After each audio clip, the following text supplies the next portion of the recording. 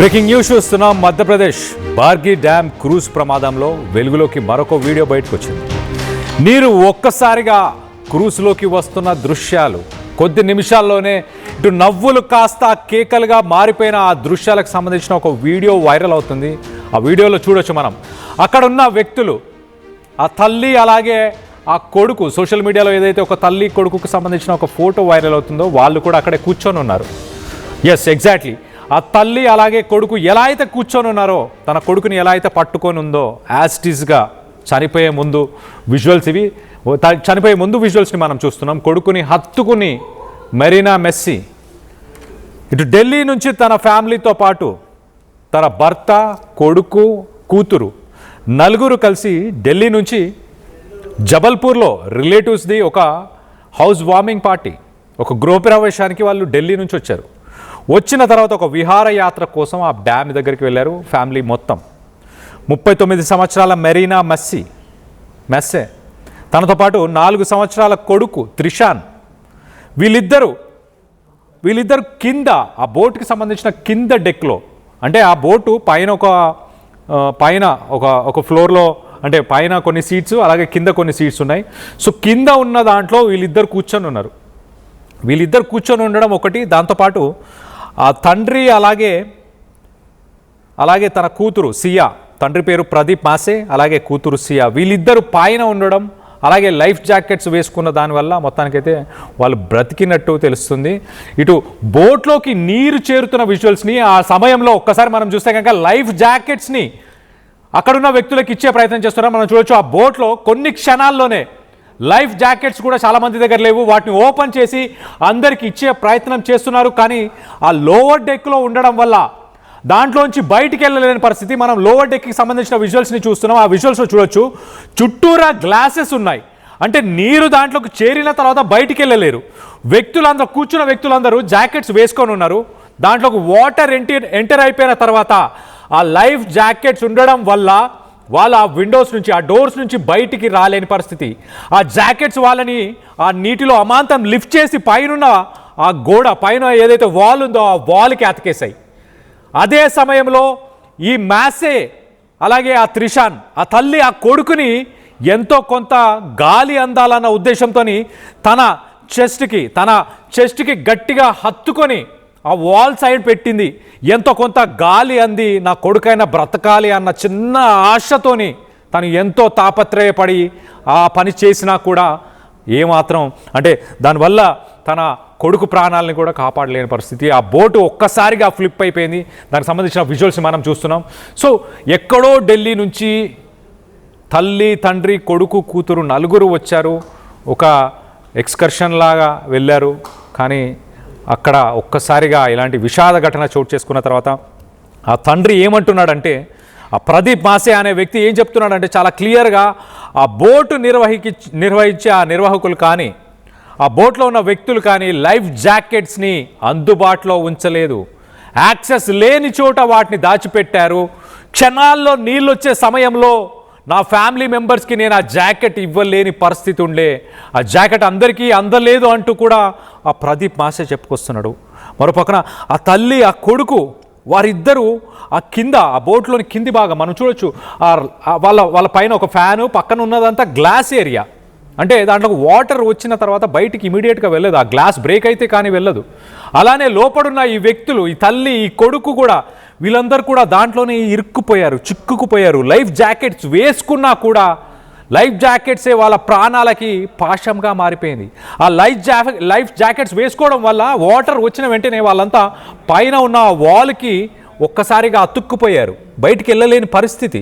ఆ life jackets లేకపోయినా ఈత వచ్చిన వాళ్ళు బయటకు వచ్చే పరిస్థితి ఉండేది. ఒక్కసారిగా అమాంతం తిరగబడిన తర్వాత ఆ తల్లి ఆ లాస్ట్ ఫ్యూ సెకండ్స్, కొన్ని క్షణాలు అని చెప్పొచ్చు, ఆ లాస్ట్ సెకండ్స్లో కూడా తన కొడుకుని ఎలాగైనా బతికించాలి, ఎట్టి పరిస్థితుల్లో బతికిచ్చే ప్రయత్నం చేద్దామంటూ తనని హత్తుకొని, తనకి గాలి ఆడుతుందేమో, తనైనా బతుకుతాడేమో, కొడుకు త్రిషానైనా బతుకుతాడేమో అన్న ఉద్దేశంతో ఆమె ఆ లాస్ట్ ఫ్యూ సెకండ్స్లో కూడా ప్రొటెక్ట్ చేసే ప్రయత్నం చేసింది. ఒక షీల్డ్ లాగా ఆ కొడుకుని అడ్డుకునే ఆ కొడుకుకి ఆ డెస్పరేట్ ఎఫర్ట్ అని చెప్పొచ్చు.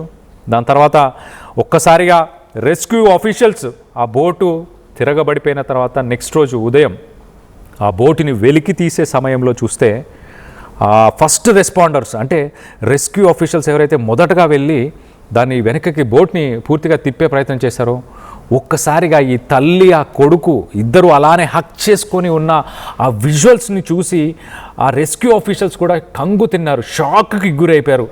అసలు పీడబ్ల్యూడి మినిస్టర్, మధ్యప్రదేశ్కి సంబంధించిన పీడబ్ల్యూడి మినిస్టరు రాకేష్ సింగ్ ఆయన ఆ ఘటనా స్థలానికి చేరుకున్న తర్వాత ఆ తల్లి ఉన్న ఆ కొడుకుకి సంబంధించిన ఆ విజువల్ని ఆయన కళ్ళతోని చూసి తట్టుకోలేక కన్నీరు గార్చాడంటే అర్థం చేసుకోండి ఎంతగా అక్కడున్న వ్యక్తులని వాళ్ళందరినీ ఎంతగా కలిచివేసింది.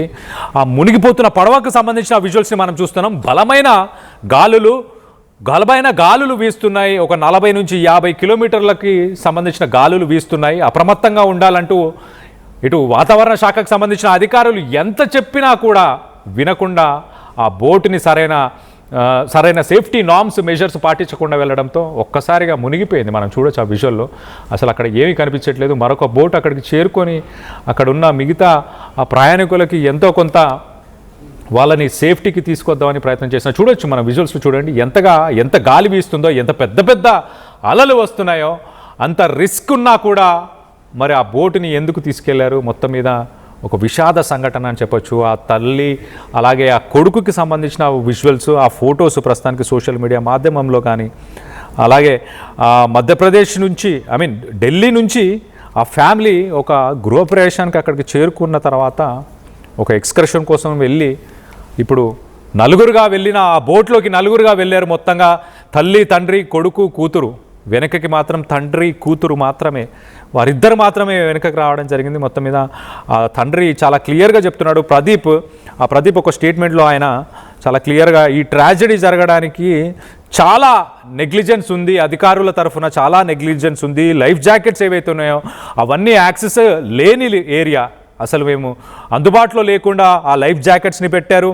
అలాగే లాస్ట్ మినిట్లో నా ఫ్యామిలీ మెంబర్స్కి కొన్ని సెకండ్ల ముందు వాళ్ళకి ఆ లైఫ్ జాకెట్స్ ఇచ్చే ప్రయత్నం చేశానంటూ ఒక వీడియోలో మనం చూడొచ్చు. ఆ బోట్లోకి నీళ్లు పూర్తిగా ఒక్కసారిగా చేరుకున్న ఆ విజువల్స్ని కూడా చూస్తున్నాం.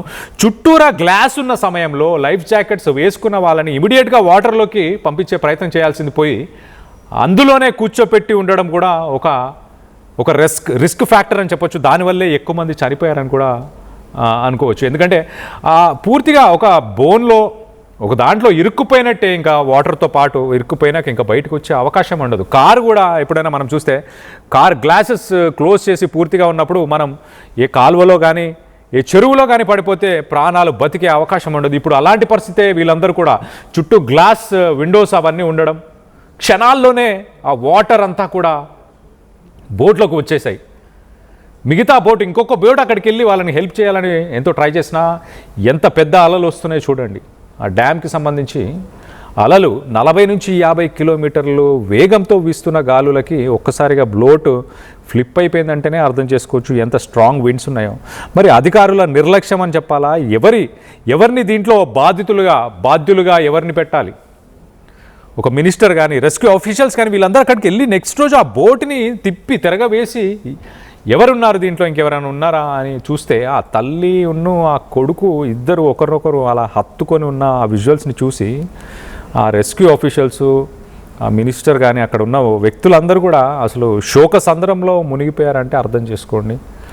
జబల్పూర్ ఈ క్రూజ్ బోట్కి సంబంధించిన ఇన్సిడెంట్లో ఎవరిని దోషులుగా మీరు భావిస్తున్నారు అనేది కింద కామెంట్ రూపంలో తెలియపరచండి. అలాగే ఒక్కసారి ఆ విజువల్స్ని కూడా ఒక్కసారి మనం చూసే ప్రయత్నం చేద్దాం. చూడండి, ఆ చివరి క్షణాల్లో కూడా తల్లి కొడుకుని అమాంతం అలానే పట్టుకొని ఉంది.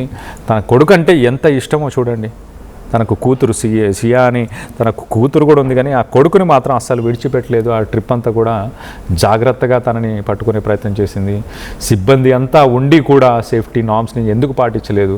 అసలు బోటు ఎక్కాలి అన్నప్పుడు ప్రతి ఒక్కరూ లైఫ్ జాకెట్ని ధరించాల్సిన అవసరం ఖచ్చితంగా ఉంటుంది. ఎవరికి ఈత వచ్చినా కూడా రాకపోయినా కూడా లైఫ్ జాకెట్ని ప్రతి ఒక్కరూ ధరించాల్సిన రూల్.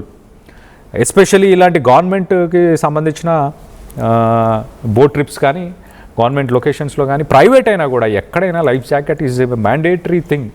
అలాంటిది మరి ఆ చివరి క్షణాల దాకా మనం ఆ విజువల్లో చూడొచ్చు. ఒక్కసారి ఆ బోటు మునిగిపోతున్న ఆ నీళ్ళు వస్తున్న విజువల్ని ఒక్కసారి ప్లే చేయండి పీసీఆర్. ఒకసారి ఆ విజువల్లో మనం చూడొచ్చు, నీళ్లు పూర్తిగా వచ్చేస్తాయి. కూర్చొని ఉన్నారు వ్యక్తులు, ఎవరు ఎలా ఉన్నారో అలానే కూర్చొని ఉన్నారు. ఆ కూర్చొని ఉన్న సమయంలోనే ఆ బోట్లోకి నీళ్ళన్నీ వచ్చేస్తున్నాయి. ఆ నీళ్లు వచ్చిన సమయంలో చూడండి, కొన్ని లైఫ్ జాకెట్స్ని పెట్టి వాటిని ఓపెన్ చేసి లాస్ట్ మినిట్లో తీసే ప్రయత్నం చేస్తున్నారు. అలా కూర్చొని ఉండకుండా వాటర్లోకి డైరెక్ట్గా వెళ్ళిన ఆ లైఫ్ జాకెట్స్ వల్ల వాళ్ళందరూ బతికి ఉండే అవకాశం ఉంటుంది. వెనకాలే ఒక బోట్ ఉంది కాబట్టి ఆ వెనకాల బోట్లో ఉన్న వ్యక్తులు కూడా కాపాడే అవకాశం ఉండేది. ఆ బోటు పూర్తిగా అలా కూర్చున్న సమయంలోనే ఫ్లిప్ అయిపోవడంతో వాళ్ళంతా కూడా నీటిలోనే సబ్మర్జ్ అయిపోయారు, మునిగిపోయారు. ఇమీడియట్గా ఆ వాటర్ లోపలికి రష్ అవుతుంది కాబట్టి ఇమీడియట్గా వాళ్ళు చనిపోవడం జరిగింది. లైఫ్ జాకెట్స్ ఉండి కూడా అవన్నీ కూడా వాళ్ళ ప్రాణాలన్నీ కూడా వేస్ట్ అయిపోయాయి. ఖచ్చితంగా ఇది అధికారుల వైఫల్యమే అంటూ చెప్పుకొస్తున్నారు ఇటు ప్రదీప్, తన భర్త ప్రదీప్. అలాగే దీనికి సంబంధించి మీరేమనుకుంటున్నారు? మీ అభిప్రాయాలని కింద కామెంట్ రూపంలో తెలియపరచండి.